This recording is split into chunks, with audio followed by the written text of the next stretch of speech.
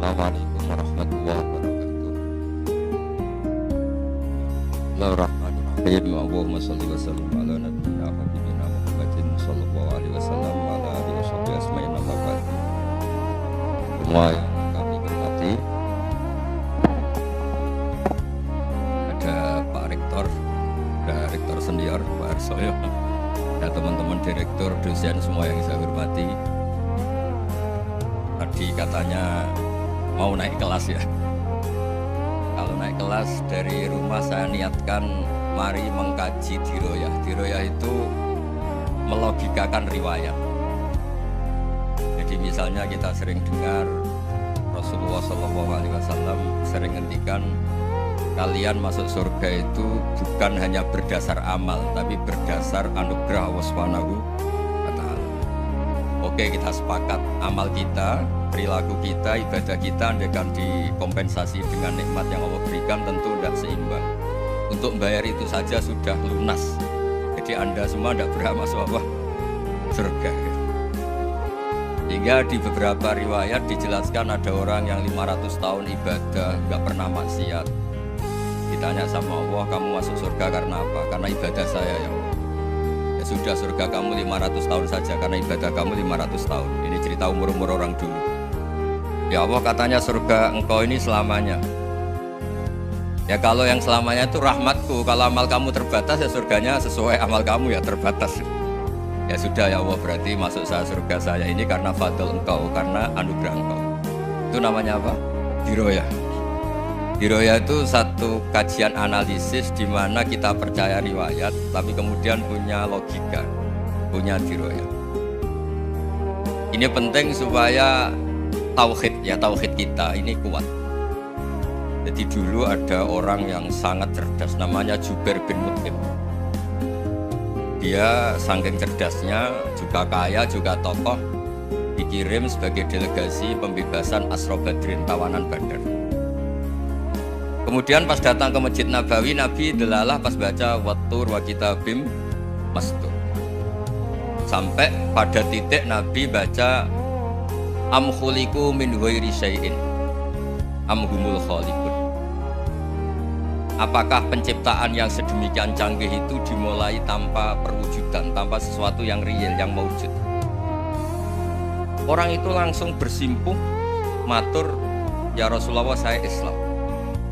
Kada qalbi yatir, hampir hati saya, otak saya, pikiran saya itu terbang. Karena logika yang dibangun ateisme misalnya, kalau alam raya ini dimulai dari nihilisme, berarti logikanya apa? Al-adamu yakhluqu maujudan. Alam raya ini kan maujud, maujud itu ada. Kalau yang lebih dulu itu ketiadaan, berarti ketiadaan menjadi sebab kewujudan. Kalau dalam bahasa Arab itu al-adamu yakhluqu maujudan, sesuatu yang harusnya nggak jadi faktor karena ketiadaan menjadi faktor sesuatu yang nyata. Itu kan nggak masuk akal. Ya kalau alam raya ini ada al-adam sing yasbiqu maujudan, berarti alam raya ini al-adamu yakhluqu maujudan, sesuatu yang tidak ada menciptakan yang ada. Dengan logika itu terus kita ngaji, diajari sama guru-guru kita sifat dasar Allah itu maujud, Allahu maujudun qadimun, terus masuk. Yang harus distatuskan pertama dari Allah itu apa? Maujud, wujud. Karena dengan wujud ini layak menjadi penyebab adanya alam raya ini. Sehingga ketika kita menolak paham nihilisme atau ateisme, paham tanpa Tuhan, tanpa pencipta awal, kita punya diroyah bahwa tidak mungkin ketiadaan ini menjadi sebab perwujudan alam raya ini. Itu am khuliqu min ghairi syai'in. Masa alam raya ini diciptakan tanpa sebab yang nyata, yaitu wajibil wujud. Siapa itu? Allah Subhanahu. Begitu juga menyangkut sholawat. Orang boleh beda pendapat tentang redaksi sholawat. Ada yang sholli ala Muhammad, ala Sayyidina Muhammad, Nabi Muhammad. Monggo lah masalah redaksi saja. Tapi setelah dianalisis, Nabi itu Pak Rektor jadi Nabi setelah Nabi Isa saking dihormatinya sampai dituhankan. Juga jadi Nabi yang ada cerita masih hangat, orang Yahudi itu bunuh Nabi. Jadi yang satu mendudukkan Nabi sedemikian tinggi sampai kayak Tuhan, yang satu menjatuhkan Nabi sedemikian rendah sampai dibunuh. kayak apa susahnya jadi Nabi Muhammad SAW. Kemudian dengan gampang hadaddin, agama ini bikin syariat yang bernama sholawat. Redaksinya monggo lah sesuai tradisi masing-masing. Allahumma sholli ala Muhammad, Allahumma sholli ala Sayyidina Muhammad, ala Nabiyina Muhammad, monggo. Tapi yang jelas redaksi ini kalau di diroyah dikaji, Allahumma itu Tuhan, Tuhan itu pemberi. Wa Muhammadun wa in jalla qadruh abdun min ibadi. Muhammad apapun tinggi derajatnya tetap berstatus hamba. Sehingga agama ini terjaga oleh siwatus sholawat. Agama ini terjaga oleh redaksi sholawat, yaitu Allah tetap pemberi sebagai Tuhan yang enggak tersaingi, la syarikalah. Rasulullah Muhammad wa in jalla qadruh, apapun prestasinya, bisa mi'raj, bisa apa saja, tetap seorang hamba yang butuh muhtajun ila rahmatih. Jika redaksi Allahumma sholli ala Muhammad ini mengukuhkan yang Tuhan tetap Tuhan, hamba pilihan tetap hamba pilihan. Tentu dengan redaksi ini kemudian kita mendudukkan Nabi benar-benar posisi terhormat, yaitu orang yang paling berhak dapat askat tahiyat, mendapat penghormatan Allah paling tinggi, yaitu Rasulullah Muhammad SAW. Dan itu diulang-ulang oleh Allah. Subhanalladzi asra bi abdi. Status hamba ini diulang. Lagi-lagi ini bernama diroyah. Bernama apa? Contoh ketiga misalnya fihi ayatum bayyinatum maqamu Ibrahim. Dulu orang Yahudi itu ada diskusi masif. Syaratnya Nabi itu mbah-mbahnya harus Nabi, harus keturunan Nabi. Kemudian semua Nabi rata-rata di Palestina, di Syam. Lalu Muhammadnya asal-usulnya dari mana? Tahu-tahu orang Arab kok Nabi, padahal orang Arab itu dulu jahiliyah. Alhasil terus diceritakan bukti Muhammad ini turunan Ibrahim adalah ada jejak kaki Nabi wa Ibrahim di dekat apa? Ka'bah. Fihi ayatum bayyinatum maqam. Kalau Nabi Ibrahim pernah di Mekah, artinya beliau pernah meninggalkan turunan yang di Mekah. Itu bernama Nabi Muhammad sallallahu alaihi wasallam. Itu disebut fihi ayatum bayyinatum maqam. Nah, itu namanya diroyah. Diroyah itu satu perilaku keseharian kita beragama, kemudian tahu logikanya. Yang keempat misalnya mangkana yu'minu billahi wal yaumil akhir falyukrim apa? Jaro. Orang yang iman karena Allah dan Rasul maka memuliakan tetangganya. Andaikan pakai hukum sosial, tentu kalau tetangga kita baik, kita baik. Kalau kurang baik kok kurang pegawaian kan gitu. Tapi dulu itu pernah ada seorang ulama itu dibully ya, dikerjain sama anak muda tetangganya. Pak Kiai datang ke rumah saya, orang ini datang. Kemudian setelah di rumahnya, saya tidak jadi butuh sama Pak Kiai, silahkan pulang. Itu Kiainya senyum menikmati. Dan itu terulang 3 kali. Dibully seperti itu, dikerjain terulang 3 kali. Lalu tetap Kiainya tuh asik, seneng sekali. Lama-lama muda ini tanya, kenapa engkau tidak tersinggung? Padahal saya kerjain sampai 3 kali, tak undang, terus tak suruh pulang, tak undang, tak suruh pulang. Kata Kiai tadi, yang memerintahkan baik sama tetangga itu Allah. Jadi saya nikmati ketika bisa baik sama Anda. Tidak ada urusannya dengan perilaku Anda yang menolak saya. Nah itu terus kita tahu, memang motifnya kita baik sama tetangga karena iman sama Allah dan Rasul, bukan hukum kompensasi sosial. Jadi kalau mau diteruskan Pak Rektor, saya ngajar di sini ya karena perintah Allah, itu orang alim harus ngajar, bukan karena perintah Rektor. Kalau diteruskan, ya saya mohon juga gitu para dosen, para karyawan di sini, kalau nggak khianat dengan UI itu karena takut sama Allah, jangan takut sama Rektor. Kalau Anda baik juga karena Allah, jangan baik karena apa? Rektor. Bagaimanapun ya semua kita ini makhluk, makhluk itu layak dulu walayan. Begitu juga melihat Indonesia. Melihat saya ini kan ikut di UI itu lama sekali, ikut sama Profesor Zeni, dari Profesor Zeni nulis tafsir. Mungkin Pak Hersoyo tahu banyak, dulu Pak Lutfi ya tahu banyak. Tapi saya memang nggak pernah terbuka karena ya memang nggak ingin kondisi ini kondisi darurat.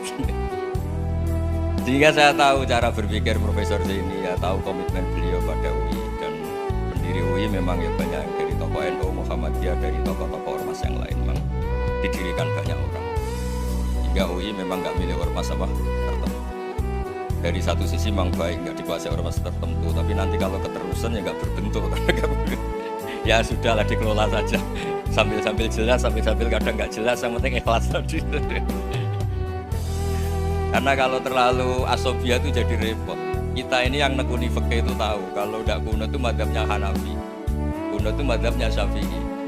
Tahu-tahu seakan-akan Imam Syafi'i itu NU, Imam Abu Hanifah itu Muhammadiyah. Padahal ini orang-orang yang sebelum NU dan apa? Muhammadiyah. Jadi kalau kita yang nekuni ilmu itu biasa saja dengan perbedaan. Tapi kalau orang-orang yang nggak siap dengan perbedaan itu sampai Allah disifati Ta'ala itu tidak terima. Padahal Ta'ala itu maknanya Maha Luhur, yang Maha Agung. Jadi ada seorang kiai kebetulan pidato pertama Pak Rektor. Assalamualaikum warahmatullahi ta'ala wabarakatuh. Balik kedua ini nggak terima karena itu dianggap kita ada Ta'ala. Hanya dia bilang Assalamualaikum warahmatullahi tanpa Ta'ala wabarakatuh. Itu saking asobiahnya itu Allah ditambahi Ta'ala itu tidak terima. Padahal Ta'ala itu maknanya Maha Agung.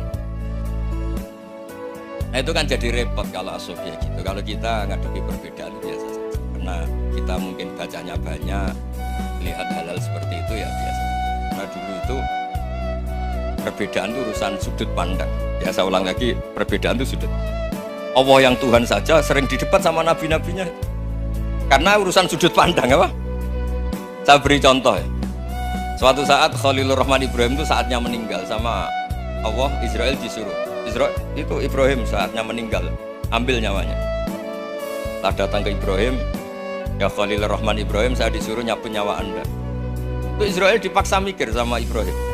Hal ra'aita khalilan yumitu khalilah. Kamu tahu orang yang mencintai kemudian bunuh yang dicintai. Itu logika agak benar. Akhirnya Israel kan nggak biasa debat, kan nggak dilatih debat, nggak pernah ikut lomba UI debat ilmiah. Dia taunya nyambut nyawa aja. Kembali ke Allah. Ya Allah, kata Ibrahim, hal ra'aita khalilan yumitu khalilah. Masa kekasih bunuh yang dicintai. Tapi kata Allah santai. Bilang ke Ibrahim, hal ra'aita habiban yakrahu ayyalqa habibah. Masa katanya dia cinta saya, kemudian ketemu saya tidak berani. Israel mater lagi. Logikanya gini Ibrahim, masa yang dicintai sama yang ketemu yang dicintai nggak berani ya? Ya udah ketemu aja. Katanya yang meninggal itu. Artinya kamu bisa saja GR tidak mati-mati karena merasa dicintai, atau ingin mati karena mencintai. Nah maksud saya dalam hal-hal seperti ini orang UI pasti gak jelas. Katanya cinta Allah suruh mati ya nggak mau. Gak jelas kan? Dibilang gak cinta juga gak mau. Tapi dibilang cinta kalau ukurannya mati juga gak. Nah, tapi dalam banyak hal gak jelas itu penting Pak Rektor. Penting sekali. Buatan guyon. Saya beri contoh sekian ilmiah, nggak jelas itu penting. Rasulullah SAW itu dalam banyak hal itu disuruh Allah, memang disuruh supaya ngambil sikap seperti itu. Karena Allah itu punya otoritas penuh untuk bikin orang itu baik atau tidak baik. Wahsy itu yang membunuh Sayyid Hamzah, orang paling dicintai Nabi di antara yang dicintai Nabi. Qatalahu Wahsyun, dibunuh oleh Wahsy. Nabi secara basarnya itu gak suka sama Wahsy. Sampai cara lahir ya ingin corong Jawa ingin masuk nol. Tapi apa kata Allah? Laisa laka minal amri syai'un aw yatuba alaihim aw yu'adzibah. Itu tidak wilayah kamu Muhammad. Malah Wahsy dikasih tobat sama Allah. Khalid bin Walid itu perang Uhud kalah itu karena ide brilian Khalid bin Walid. Pas itu masih panglima kafir. Yaitu pura-pura kalah, ghanimah dilepas, sahabat turun, pasukannya naik, walhasil orang Islam kalah. Khalid bin Walid akhirnya juga masuk Islam. Orang yang secara basariah Nabi itu gak siap. Kebalikannya juga ada. Sa'labah itu orang sampai gelar hamamatul masjid. Ini pas ngaji mesti ingat salam. Dia di masjid terus. Setiap habis salam tuh lari karena istrinya nyuwun sewu masih berpakaian yang tidak pantas. Kenapa engkau berburu-buru pulang? Pakaian yang dipakai istri saya sekarang saya pakai. Ya pakaian sarung itu kayak Pak Rektor kan fleksibel. Ini khusus mau Ramadan, tidak akan sarungan terus, gak usah khawatir. Jadi ini tadi sudah perjanjian. Saya yang kiai celananan, beliau yang rektor pakai sarung. Jadi iya. Supaya itu barter madhab. Tapi hanya sekali ini aja, bukan. Jadi jangan diharapkan ini jadi tontonan terus-menerus. Dan ini barter madhab. Saya sama Profesor Kores juga sering gitu. Saya pakai sarung yang dihadiahi beliau pakai sarung yang dihadiahi saya. Memang itu tradisi Islam.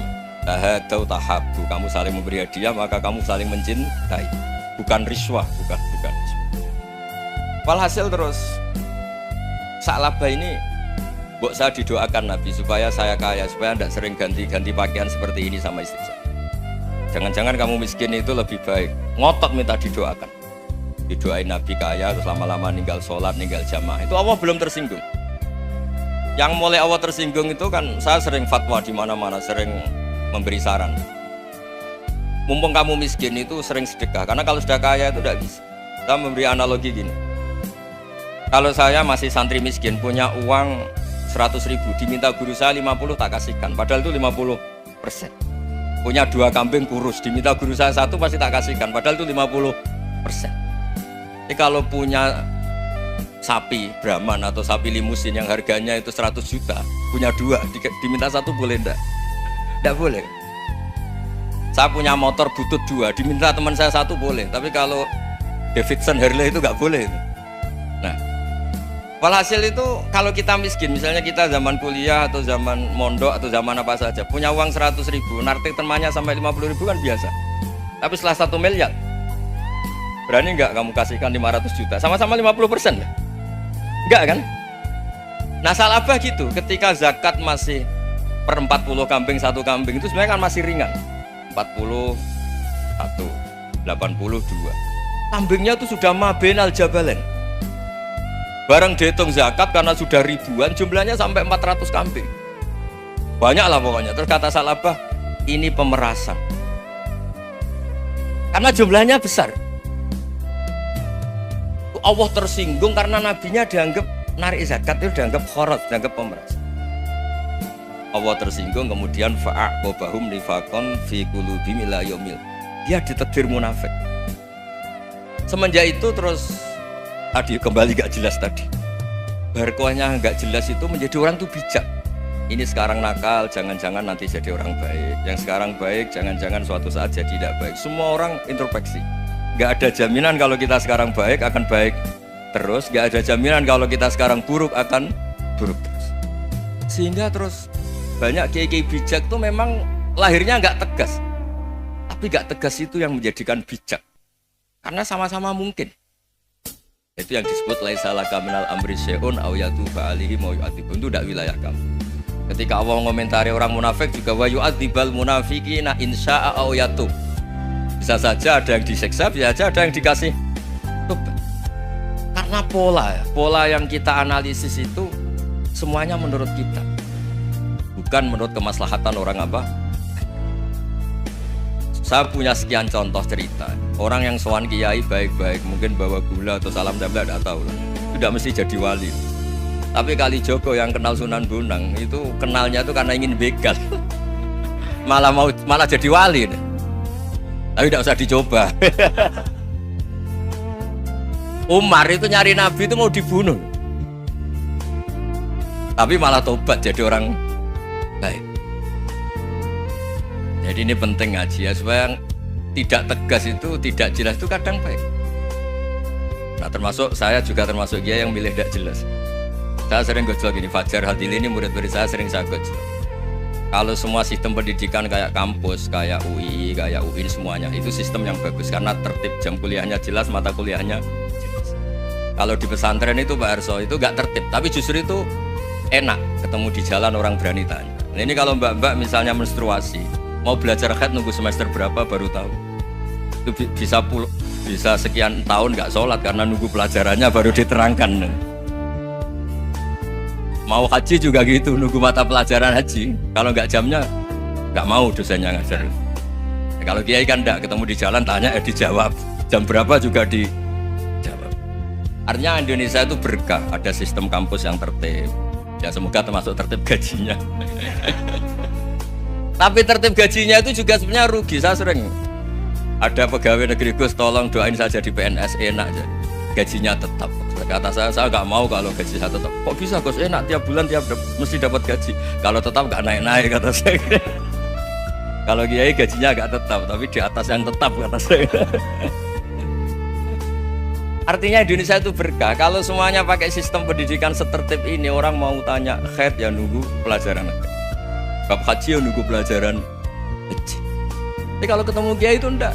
Ya semuanya. Saya pernah di pasar, Gus mau tanya apa? Anak saya sih keluar darah terus gini-gini. Padahal biasanya kan hanya 7 hari gini-gini.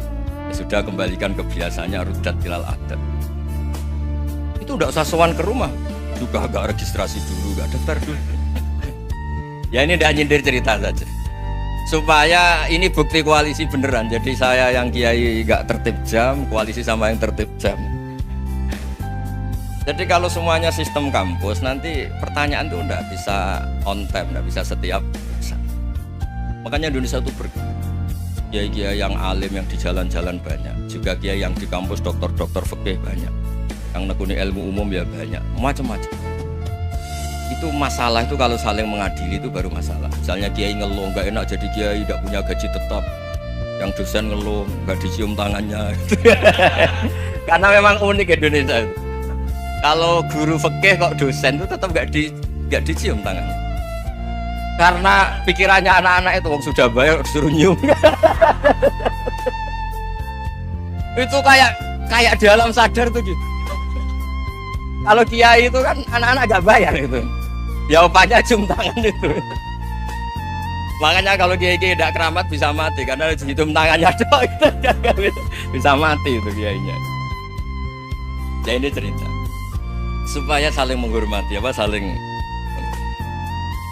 Jadi kalau makanya itu pakar-pakar akhlak ya, pakar-pakar etika peradaban.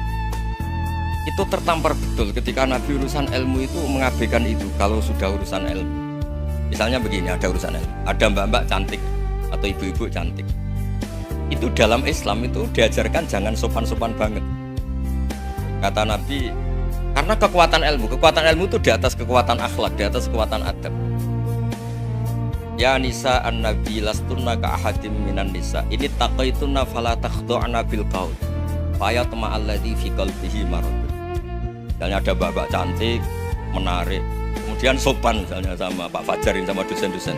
Monggo binara. Wah itu bahaya, pikirannya kemana-mana itu. Orang yang imannya pas-pasan, berarti mau.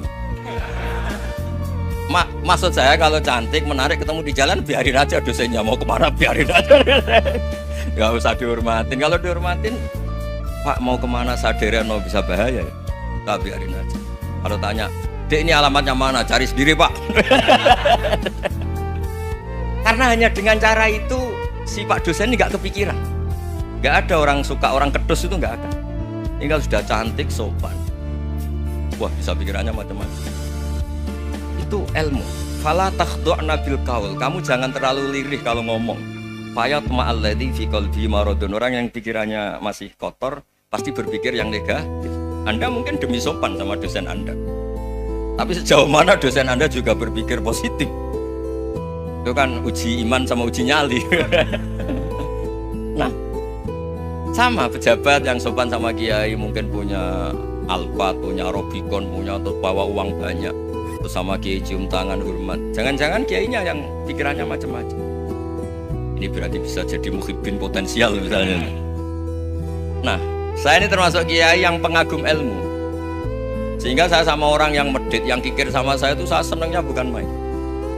Kenapa? Karena kalau orang medit itu gak berhak nuntut. Tapi kalau orang lomo 1 juta minta surga, 2 juta ya minta apa? Surga. Gus salam template 200.000 aja kadang minta surga. Tapi kalau yang kikir-kikir ya sudah salaman tok sudah, gak minta apa-apa kan dia tahu diri, nggak bayar kok minta. Maksud saya Islam itu luas, dinikmati saja, Pak. Dinikmati. Nah, itu diroya, maksudnya itu diroya. Diroya itu kamu tahu aturan Islam itu kamu harus yakin khairihi wa syarrihi minallah, semua itu ujian, tapi kemudian dikaji. Makanya saya ini termasuk pengagum Imam Syafi'i. Imam Syafi'i itu dikasih tahu. Ada orang yang di depan engkau cium tangan hormat tuh di luar ngomong-ngomong ngata-ngatain Anda. Imam Syafi'i tertawa-tawa sowan. Loh, Anda ini dikata-katain di luar kok. Kok enggak kamu anggap munafik malah tertawa. Berarti saya wibawa, di depan saya enggak berani. Dianggap enteng saja. Terus dibilangin, sebagian orang kampung sini enggak suka sama engkau. Baguslah, enggak akan pinjem uang sama saya. Di mana-mana orang pinjem minta tolong tuh karena seneng. Kalau benci kan enggak. Intinya dianggap enteng saja. Yang terjadi di dunia itu semuanya dianggap enteng saja. Man asa ilaika faqad atlaqaka. Yang berburuk sama kamu itu membebaskan kamu. Coba kalau akrab, titip. Ya misalnya akrab sama Pak Fajar, bilang kan ke Pak Rektor, sangkat tuh jadi guru tetap atau apa, kan ribet. Kalau tidak cocok kan nggak minta apa-apa. Makanya hati-hati Pak Rektor sama yang akrab-akrab itu. Itu dulu saya juga nggak paham. Di antara wasiat Bapak yang sering diulang-ulang tuh itu. Suatu saat kamu jadi kiai, ngelola orang nggak seneng tuh gampang. Sudah, situ orang lain. Tapi kalau ngelola orang nggak orang seneng tuh repot. Mintanya aneh-aneh. 100.000 aja minta surga.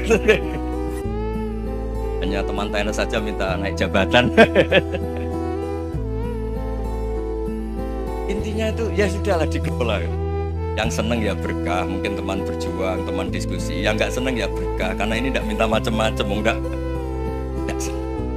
Nah itu namanya diroya. Diroya itu satu kajian keilmuan yang menjadikan kita ini nyaman dengan riwayat-riwayat, panduan-panduan dari Rasulullah Shallallahu Alaihi Wasallam. Kayak tadi, kenapa sih tentang baik sama tetangga, baik sama tamu, hitung-hitungannya tuh mangkana yu'minu billahi wal yaumil. Saya pernah dicium sama orang miskin yang akut miskin betul. Itu tak ajarin, Anda ini lebih hebat ketimbang orang-orang kaya. Misalnya gini, misalnya ada komunitas rektor atau kiai besar. Saya ini kata orang banyak termasuk kiai besar. Mungkin kalau pinjam uang itu karena mau beli mobil, aksesoris mobil, karena kita kiai top atau rektor atau orang-orang top. Kalau sesama orang miskin itu pinjem-pinjemannya itu urusan beras, itu urusan nyawa. Keren mana menyelamatkan nyawa sama aksesoris mobil? Nyawa. Jadi pahala kamu pasti lebih besar itu. Itu senengnya jadi orang miskin terus keterusan sampai sekarang.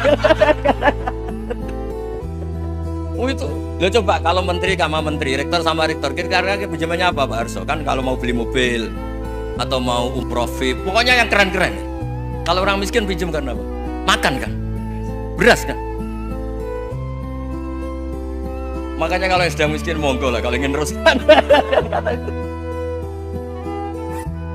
Maksud saya Islam itu seenak itu. Islam itu segampang itu. Sudahlah yang sedang miskin ya keren.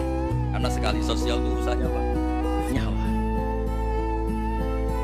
Tapi kalau miskin semua ya Indonesia bisa tutup kan. Ya sudah yang kaya-kaya itu saya mendapatkan Indonesia karena bayar pajak yang menjadikan Indonesia berjalan. Tapi ya dipakai yang benar. Nah, begitu seterusnya. Ada kiai miskin cerita ke kita. Terus enak jenengan alim, terus punya santri banyak, bisa ngajar di mana-mana. Saya bilang hebat kamu. Dia hidup di daerah tertinggal. Itu yang diajarkan kan hanya tauhid. Kan nggak mungkin bisa tertinggal baca fikih perbandingan madhab. Kan nggak mungkin. Kalau yang kayak nggak Pak Fajar, Pak Sadali kan nggak mungkin. Fikih perbandingan apa? Madhab. Menyorot madhab dunia hukum. Kayak engke-engke itu kan nggak mungkin. Tapi pertanyaannya, yang menyelamatkan masuk surga itu tauhid apa perbandingan madhab? Tauhid. Ini hanya mengajarkan fardu kifayah, sunat-sunat. Ini Anda mengajarkan fardu ain. Surganya dulu kamu kan. Oh terus senangnya jadi kayak gitu. Karena yang diajarkan apa? Tauhid. Sementara kita yang gaya-gaya ini ajarkan perbandingan apa? Madhab, studi banding ke Al-Azhar kemana-mana. Ini enggak tauhid. Dari orang nyembah pohon jadi nyembah Allah Ta'ala. Keren enggak? Jadi terus kayak gitu sama saya senangnya bukan karena tak bela.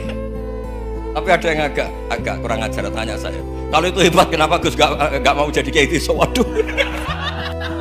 Wah ya repot kalau pertanyaan. Terus tak jawab, kalau saya jadi kayak gitu, kamu ngangsu ilmu dari mana coba? Ya dari jenengan, ya kalau sama gobloknya tidak bisa. Ya sudah Gus aja yang jadi kayak besar. Maksud saya, ya sudahlah kita begini seperti yang saya ajarkan di sini, saya sarankan supaya orang itu tahu. Ini namanya diroyah, apa? Makanya kata Imam Ghazali itu kalau kamu ingin sopan gampang melihat anak kecil, wa aqallu minni dzamban, dia dosanya lebih kecil. Karena masih kecil kan tentu secara dosa enggak banyak. Kalau melihat orang yang tua, wa aktsaru minni ibadatan, dia tentu ibadahnya lebih banyak karena umurnya lebih banyak. Sehingga terus semua orang lain tuh di depan kita itu hebat. Ya semua orang lain sama misalnya Pak ini rektor, sama Fathul Wahid rektor.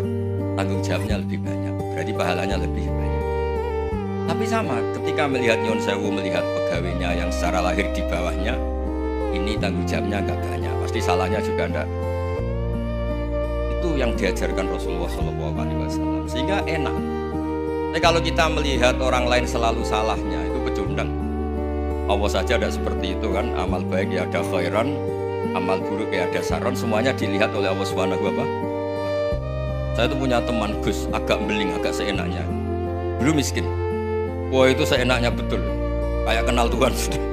Tak tanya, kenapa kamu seenaknya? 1 bulan tuh labanya bisa 200 juta sampai 500, sampai 1 miliar.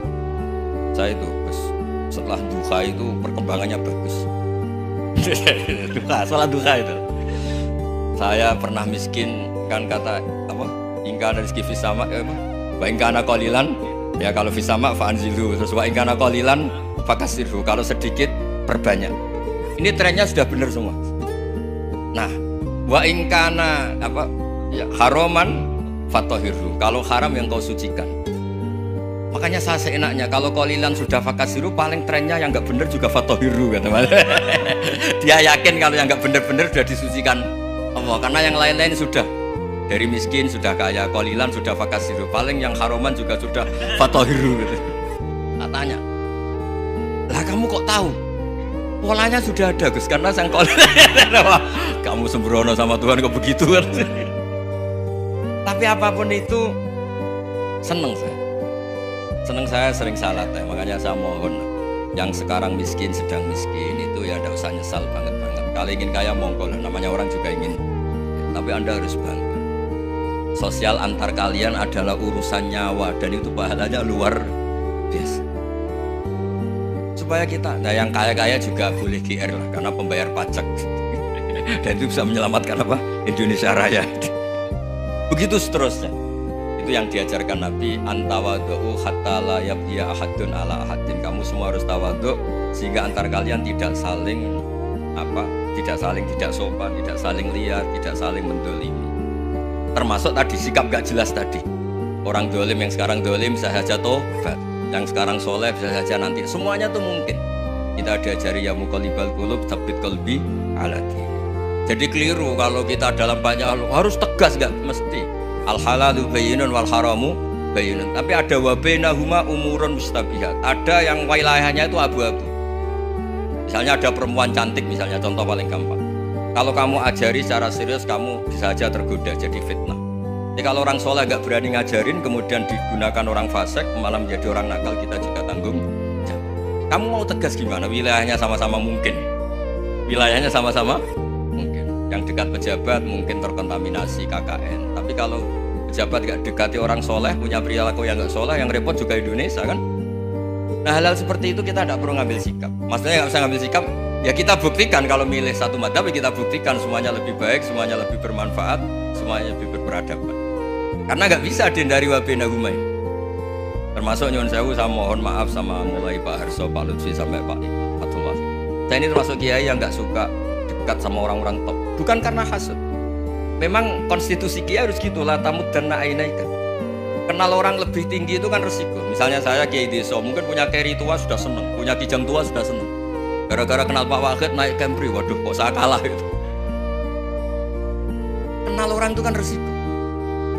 Mungkin dosen-dosen sini kalau kenal saya di Rembang juga resiko. Di sini gak ada cium tangan, biasa di sana, wah gak enak jadi dosen. Jadi memang harus dibatasin. Sekiranya mungkin orang terus, karena latamud dan nanamu ainaika ilam. Kamu jangan sering melihat orang lain yang mungkin secara lahir dapat nikmat yang lebih tinggi timbang Anda. Kalau kamu gak bisa ngelola hati Anda bisa hasut, Anda bisa dengki. Paling tidak Anda bisa ada syukur. Saya itu sering didolani pejabat, juga sering melihat pejabat di TV-TV. Naik mobil aja ada yang naikkan. Bahkan kalau wudhu itu anduk aja ada yang bawa. Itu kalau yang nggak kuat, wih naik jadi pejabat. Ya makanya terus konstitusi kiai itu mengatur, sudahlah mata kamu itu kamu batasin. Jangan melihat sesuatu yang potensi ya, potensi menjadikan Anda tidak apa syukur. Jadi saya mohon, ini memang konstitusi saya sebagai kiai. Jadi saya, tapi di hati saya tetap akrab. Saya doakan semua untuk UI, untuk semua orang Indonesia kita doakan. Kita ingin semuanya tambah baik, tambah. Oke, Assalamualaikum warahmatullahi wabarakatuh.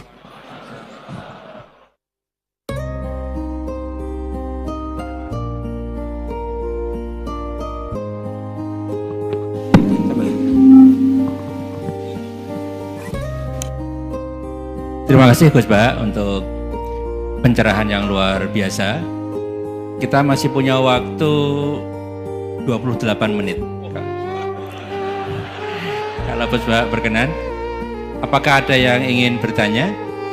Singkat, padat, sebutkan nama. Sana dulu ya. Ya. 3 ya? 3 aja ya. 1, sini 2. Satu lagi dari Ahwat, ya Ibu ya, ya. Silakan. Satu sana ya. Ya, maju aja, maju. Mikrofonnya aja.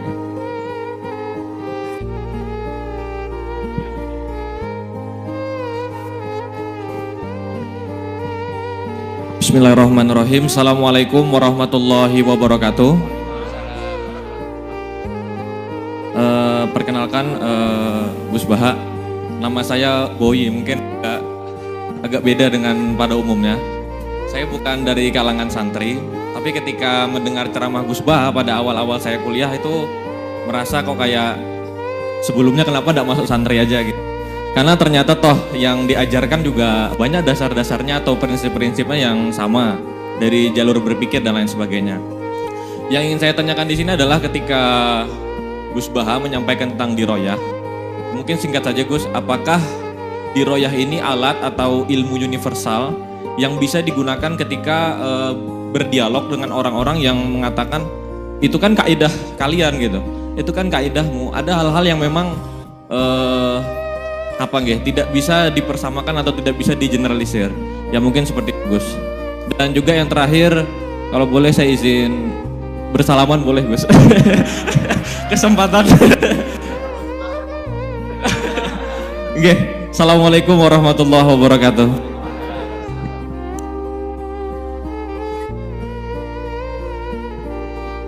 Baik, kita kumpulkan dulu satu lagi, ya.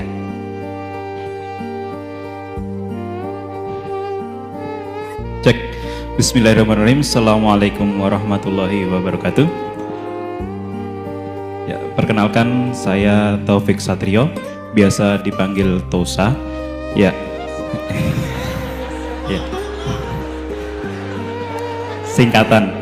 Baik, langsung saja mungkin untuk pertanyaannya.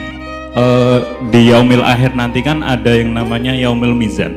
Itu pertimbangan gitu kan. Nah, itu bagaimana kalau timbangannya itu sama, artinya seimbang. Nah, apakah itu nanti akan berada di tengah-tengah antara surga dan neraka atau seperti apa? Kemudian yang kedua, itu terkait dengan perbuatan buruk ke orang lain. Ketika kita berbuat buruk ke orang lain itu kan kita istilahnya zolim kepada orang lain. Tapi di lain sisi, itu secara zahir kan seperti itu. Tapi di lain sisi, di akhirat itu kan kalau secara pahala, kita itu membantu orang lain mendapatkan pahala.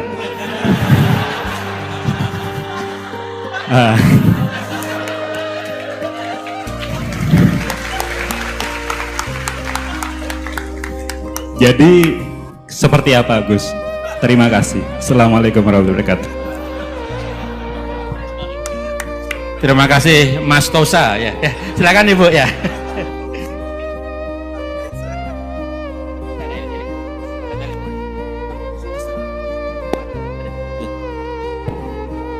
Assalamualaikum warahmatullahi wabarakatuh. Perkenalkan saya Nazula Hasanah. Mau bertanya, apakah perbedaan NU sama Muhammadiyah?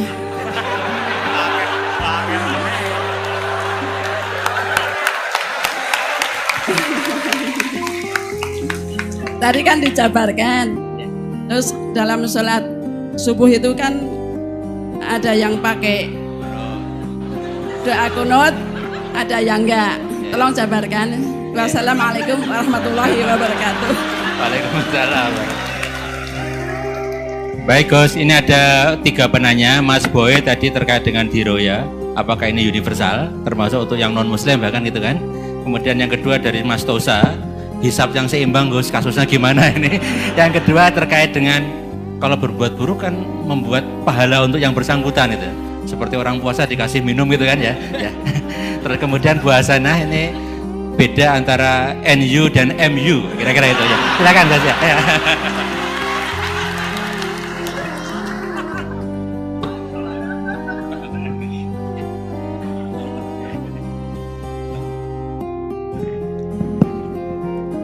Bismillahirrahmanirrahim. Sebelum saya jawab, saya senang kalian semua senang dengan sesuatu yang taat itu.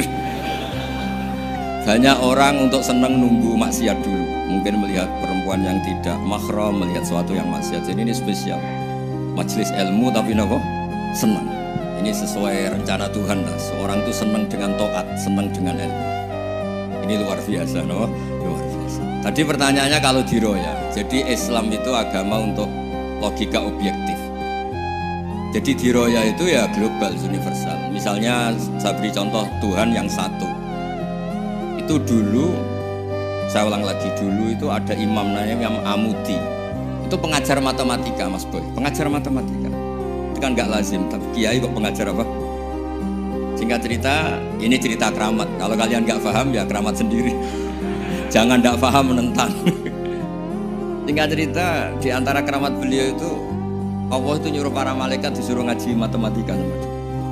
Ngaji tauhid, tapi disebut sama Allah ngaji matematika. Ternyata apa? Cara ngajarkan gini. Misalnya ngajarkan di titik angka 2, 3 sampai 1 miliar 1 triliun. Nisbatus naini ila ma la nihayatalah. Itu nisbatul fard asli. Angka itu entah 2, entah 3, entah 1 miliar, semuanya dibanding angka 1 itu namanya cabang. Tetap yang al-aslu itu angka 1. Itu otak siapapun itu akan ekor dengan logika tadi. Bukan kita Muslim. Semuanya akan tahu angka berapapun jumlahnya, tetap asal usulnya angka 1.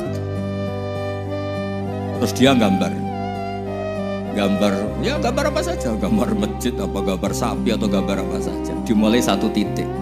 Gambar ruwet maupun gak ruwet tetap saja dimulai 1 titik. Nuktotul wujud.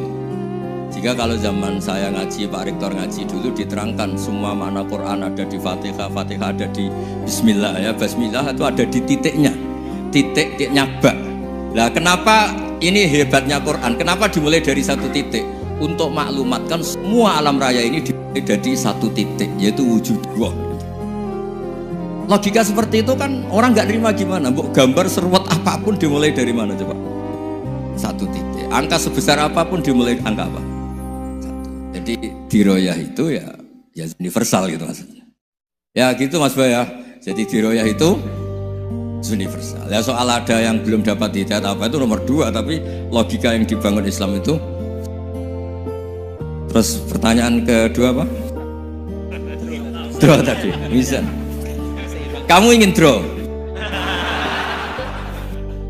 Ini kasih nih, nggak pernah ngaji Quran itu. Di antara yang diterangkan Quran detail itu Ashabul A'raf apa? Ashabul A'raf, orang yang baiknya sama buruknya itu imbang. Itu sudah disediakan nanti di surga itu ada pagar. Kamu ingin di situ? Pagar pembatas, oh? Pagar pembatas di surga enggak, neraka enggak. Jadi kejadian surga dan neraka itu gini, tak terangin ya. Jadi kira-kira gini, kan hisab itu hanya rubu'un nahar, sekitar 2 jam, 2 jam setengah selesai. Jadi satu dunia ini dihisab Allah, hanya Allah butuh waktu 2,5 jam rubu'un nahar. Kenapa gitu Pak Rektor? Karena semuanya datang ini sudah terindikasi dan itu sudah jelas. Misalnya orang yang soleh banget, wajahnya bersinar, bahkan semua tubuhnya bersinar. Yas'anuruhum baina aidihim, yang pas-pasan, ya sinarnya pas-pasan. Sehingga nanti yang punya sinar cukup di kanan, yang kelip-kelip agak ini, yang rawan kesaruk ini, yang gelap gulita langsung di kiri. Nah itu terus faduri babenahum bisuril lahubab, terus Allah langsung bikin pagar. Nah yang rawan kesaruk pagarnya yang kelip-kelip tadi. Yang temangsang ini, karena yang jelas hitam di kiri, yang jelas putih kanan, yang abu-abu ini sama malaikat digaruk saja. Nah terus temangsang di Araf itu. Nah, terus setelah dipagar ini dia punya kegiatan. Kalau melihat neraka bilang Rabbana srif anna adzaba jahannam. Kalau melihat surga, ya Allah, ma kuntu asqa khalqik, saya ini hamba Engkau yang tidak paling sial dan Engkau Maha Rahman. Tolong saya jangan dihadapkan ke neraka lagi. Karena itu menyiksa. Sabar. Wa ahraqan agaha. Ya, ketika melihat neraka itu dia komentar, ya Allah, neraka ini begitu merusak wajah saya. Hawa panasnya itu sudah menghancurkan semua, baunya juga agak enak. Saya minta saya dihadapkan ke surga bersama Allah. Tapi kamu tidak minta lagi kan? Tidak, saya hanya minta itu tok gitu. Nah ini saya pandu, kalau kamu ngalami tak pandu. Kalau kamu ngalami tak pandu. Sama Allah terus diberi janji supaya tidak minta yang lain. Tidak, saya tidak akan minta lagi. Terus melihat surga. Nah, di surga melihat orang kayak gitu kan, di surga nanti kalian kan hura-hura semua. Wah, istri yang di dunia kurang cantik, rewel, yang di surga itu istrinya cantik semua, gak rewel semua. Gak minta belanja, cantiknya gak usah ke salon, pokoknya top lah. Terus dia melihat, tersiksa, cara Jawa ngiler. Weh, masa ngelihat tok? Akhirnya ya lama-lama berani ngajukan, ya Allah masa ngelihat tok? Dikasih masuk itu. Ya, terus tapi kamu kan janji tidak minta lagi. Ya, terus ngerayu-ngerayu Tuhan lagi. Akhirnya walhasil nanti kalau betul-betul A'raf itu nasibnya akhirnya masuk surga. Tapi tadi digarap dulu lah, dikerjain dulu. Itu lama sekali perjalanannya, memang lama sekali. Nah soal orang membunuh itu apa contohnya tadi? Berbuat buruk sama orang lain, ya apapun lah. Berbuat buruk sama orang lain itu kalau faktanya nanti tobat, Allah yang bisa ngelola itu. Makanya Nabi pernah senyum-senyum, pernah tertawa-tawa. Sungguh ketika Allah menghendaki rahmatnya itu semuanya indah. Yaqtulul qatil fayatubu hadza. Jadi ada orang yang saya membunuh, terus dia tobat serius. Kemudian al-maqtul yang dibunuh ini masuk surga karena madlum, qatilnya karena tobat serius juga masuk surga. Ya begitu juga di kedoliman-kedoliman yang lain. Jadi ya makanya tobat itu penting sekali. Ya taruh saja begini yang terkenal ya, contoh Wahsy itu jelas di surga karena syahid dibunuh Wahsy. Apa Hamzah? Hamzah ini jelas di surga karena matul syahidan, dibunuh secara syahid oleh Wahsy. Tapi karena Wahsy tobatnya serius, nanti juga di surga. Begitu juga keburukan-keburukan yang lain. Jadi tobat ini misalnya ada orang hartanya dicuri. Tentu yang dicuri ini kalau dia orang baik, ya mungkin secara formal lapor polisi. Tapi kalau dia orang baik mungkin ridho lah, sudah itu, sudah ridho kan. Berkahnya ridho, dia menjadi orang baik karena ridho diuji Allah, hartanya apa? Dicuri. Kemudian yang mencuri tobat, entah harta itu dikembalikan, entah dikasihkan masjid sebagai amalnya yang dicuri, entah apa-apa. Allah ngasih tobat orang ini. Kemudian sama-sama jadi orang baik, kemudian sama-sama di surga. Makanya itu Nabi sampai senyum-senyum, betapa rahmatnya Allah tidak terbatas. Sama lagi, betapa rahmatnya Allah tidak terbatas. Bahkan qatil sama maktul bisa ngopi di surga bareng tadi itu. Karena ya tadi masyhur itu, yang paling legenda dalam sejarah Islam kan, saya pernah membunuh orang yang sangat dicintai Rasulullah. Sebagai tobat saya akan membunuh orang yang paling dibenci Rasulullah.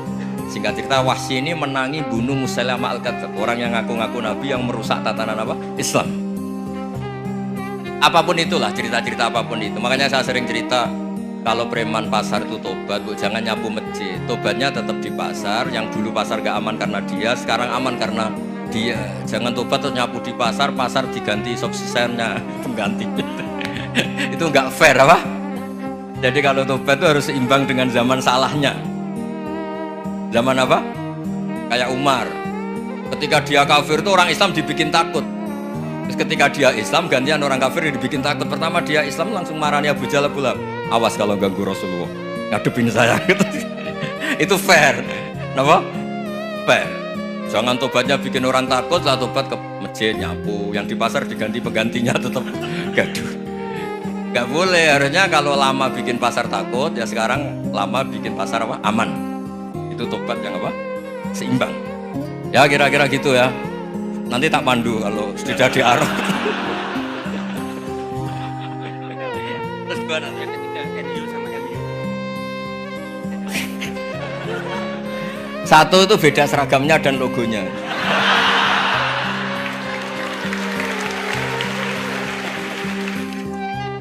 Kedua, nama ketua umumnya. Ketiga, tanggal acara besarnya. Muktamar Muhammadiyah dan NU itu beda. Sudah beda 1 abadnya. Tentu dulu Muhammadiyah. Tapi begini ya, perbedaan itu nggak bisa dihindari karena tadi ada sudut pandang apa? Ada sudut pandang itu nggak bisa dihindari. Ini cerita yang nyata ya. Saya ulang lagi, senyata-nyatanya. Andaikan betul Rasulullah itu hanya kunut 1-2 kali, maka kalau menurut mazhab Syafi'i, apa salahnya melakukan sunnah terus-menerus meskipun Nabi itu melakukan hanya beberapa kali? Karena pertama, sesuatu yang pernah dilakukan Nabi pasti akan menjadi sunnah yang terus-menerus. Nabi itu puasa Senin Kemis juga tidak selalu. Salah kalau ada orang bilang Nabi malah takut kalau ibadah sunat dilakukan terus-menerus karena nanti takut dikira wajib. Itu masyhur dalam kaidah usul fikih. Tapi yang tidak kunut juga ada salah karena ya tadi Nabi ya pernah kunut, Nabi juga pernah tidak kunut karena nabinya orang banyak. Kan bukan Nabi kelompok tertentu, no? Jadi sederhana. Terus menyangkut ini dengerin betul sujud. Sujud itu banyak ulama yang mengatakan untuk sah itu harus melibatkan 7 anggota. Umirtu an asjuda ala sab'ati azumin al-jabha wal yaden warubaten wal qadam. Saya diperintahkan sujud itu melibatkan 7 anggota, yaitu jabha, yaden 2 tangan, 2 lutut, terus 2 qadam. Tapi Imam Syafi'i ngendikan andaikan ada pendapat yang mengatakan ukurannya cukup jabha, maka itu juga benar. Karena Nabi ketika sujud ngendikan sajadalaka wajhi wa sam'i wa basari. Ya Allah telah sujud ke engkau wajah saya, jabha saya. Nabi tidak menyebut tangan, tidak menyebut rubaten, tidak menyebut qadamin. Ini wajah dua wajah, ukurannya itu hanya jabha. Itu kayak iya kayak enggak. Nah hal-hal seperti itu yang menjadikan ada ijtihad. Ijtihad itu satu pemikiran yang cara sudut pandang itu kayak iya kayak enggak. Nah itu terus ada al-madhaibul arba. Ketika implementasi di Indonesia dulu Ahmad Dahlan juga ngaji Mbah Soleh Darat, Mbah Hasyim Asy'ari juga ngaji Mbah Soleh Darat. Ketika di Mekah sama-sama ngaji Syekh Khotib Minangkabau, sama-sama ngaji Syekh Mahfud Termas. Jadi ya kalau di keluarga kita itu ya biasa aja, perbedaan-perbedaan itu selama masih ilmiah dianggap biasa. Karena memang ngelola sudut pandang itu nggak bisa ditertibkan. Nabi Yahya itu suka berkawan orang soleh. Karena berkawan orang soleh itu enak. Tapi kalau Nabi Isa suka dandani desa-desa tertinggal yang masih macam-macam. Ketika ditanya, kenapa engkau suka berkawan orang-orang gitu? Ana tabibun udawil mardo. Di mana-mana kiai itu ya nyembuhkan yang sakit. Jadi kalau dakwah yang sudah iman tuh akeh tunggali gitu. Tapi dakwah gitu kan tantangan. Itu sudut pandang.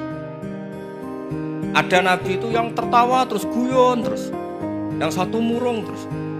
Ya sama Nabi Isa dan Yahya kan satu angkatan. Mali aroka dohikan fakaan nama tak manumin makrillah. Kamu kok tertawa-tawa terus seakan-akan nggak ada adab saja. Yang satu tanya, Mali aroka abisan kaan nakata kena tumir rahmatillah. Wong kok murung terus, kayak dunia orang rahmat deh. Nah anda ini orang hebat. Guyu banter ya iso, nangis banter ya iso. Nah itu sudah orang kombinasi itu. Isa ya mau, ya mau, Muhammadiyah ya gelem, NU ya gelem. Ya maksudnya sudah biasa aja. Karena tadi konstitusi NU yang mengatakan ibadah harus ikhlas karena Allah, Muhammadiyah juga sama harus ikhlas karena. Ya sudah kalau karena Allah sudah selesai kan. Yang menjadi masalah itu kan identitas untuk hadun nafsi untuk diri sendiri. Kalau kita ikhlas masalahnya apa? Coba masalahnya, Imam Syafi'i pernah di Masjid Abu Hanifah yang tidak kunut, beliau enggak kunut. Ketika tanya 5 ada tarokal kunut, ikroman di hadal madhab, saya menghormati madhab ini. Jadi ya biasa. Sebaliknya juga sama, orang-orang Hanafi kalau Imam Syafi'i kunut ya ikut kunut. Karena kalaupun anda yakin itu tidak disyariatkan, kamu juga yakin itu tidak membatalkan apa? Sholat. Itu yang perlu dicatat. Kalau anda tidak yakin sunat, kan tidak yakin kalau itu membatalkan sholat. Jadi sebetulnya kalau dianalisis secara keilmuan itu ya semuanya normal. Karena tadi Rasulullah itu al-bahrul muhit, Nabi itu lautan yang luas sekali. Orang akan mengambil air sesuai kapasitas masing-masing dan akan merasakan kualitas air juga sesuai kapasitas masing-masing. Orang yang sangat haus melihat air seteguk ini luar biasa. Tapi yang tidak haus mungkin melihat itu biasa-biasa saja. Jadi makanya saya mohonlah, sudahlah itu biasa aja, apalagi secara sanad ya sama, secara tradisi sama. Ya soal perbedaan harus dengan NU, antara Muhammadiyah juga biasa beda. Mungkin di UI antar rektorat juga beda-beda. Yang satu suka dekat rektor, yang satu suka enggak, monggo asal itu niatnya ikhlas. Terakhir saya beri cerita, ada sahabat ditanya, "Sifli wajah Rasulillah." Coba tolong saya ceritakan wajahnya Nabi kayak apa. Sahabat tuh nangis senangis-nangisnya. Kenapa engkau menangis? Saya itu tidak pernah melihat wajah Rasulullah SAW. Loh kenapa? Engkau kan sahabat. Sungkan. Sebagai bentuk penghormatan saya tidak berani melihat wajahnya. Sebagai bentuk penghormatan pada waktu Nabi, saya tidak berani sowan. Nabi di dalam punya keluarga, punya istri, punya cucu. Kalau saya sowan tuh ganggu. Ya masuk akal. Bentuk hormat itu tidak ganggu kan. Tapi ada orang-orang yang bentuk hormat, bentuk sayang itu sering datang ke majelis Nabi. Sama-sama masuk akal, bisa didebat gimana? Sama-sama masuk akal. Ya sudah, itu ijtihad, maksudnya itu ijtihad, itu sudah sama-sama masuk akal. Abdul Hasan Asyadili itu kalau kemana-mana pakai mobil mewah, pakai baju mewah. Ketika ditanya, Anda ini ulama kok pakaiannya mewah, mobilnya mewah, ben wong ra kepikiran nyangoni. Nah, tapi nak kowe tawaduk melas, terus dibalekno umbalmu sakit. Nggak ra iso mulai kayak gini.